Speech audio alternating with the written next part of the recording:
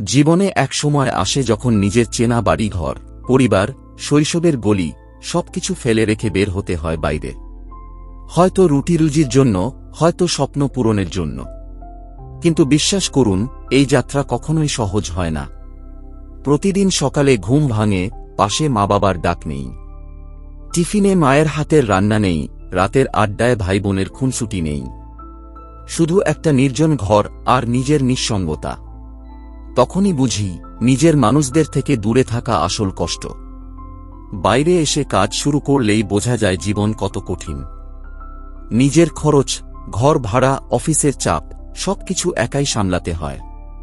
কেউ পাশে থাকে না বলার জন্য, চিন্তা করিস না, আমি আছি। সেই সময়টা সত্যিই মানসিক শক্তির পরীক্ষা। হাজারো মানুষের ভিড়ে থেকেও মনটা ফাঁকা লাগে।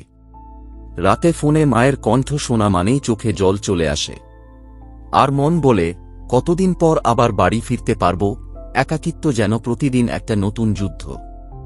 তবুও বাইরে থেকে কাজ করা মানুষগুলোই আসল নায়ক। তারা নিজের কষ্ট লুকিয়ে হাসি মুখে দায়িত্ব পালন করে। পরিবারের স্বপ্ন পূরণ করতে নিজের সুখ ত্যাগ করে। কারণ জানে, তাদের একদিনের পরিশ্রমই হয়তো বাড়ির কারো হাসির কারণ হবে। আজকের এই পরিশ্রম, এই কষ্ট আগামী দিনের জন্য। হয়তো আজ আমি একা, কিন্তু একদিন এই লড়াইয়ের ফলেই পরিবার গর্ব করে বলবে, ও আমার সন্তান। সেই আশা, সেই স্বপ্নই আমাদের চড়া শক্তি। নিজের বাড়িঘর ছেড়ে বাইরে গিয়ে কাজ করা সত্যিই সহজ নয়, কিন্তু এটাই জীবনের কঠিন সত্য। তাই যারা বাইরে কাজ করছে, তাদের জন্য স্যালুট। কারণ তারা শুধু নিজের নয়, পরিবারের ভবিষ্যৎ গড়ছেও।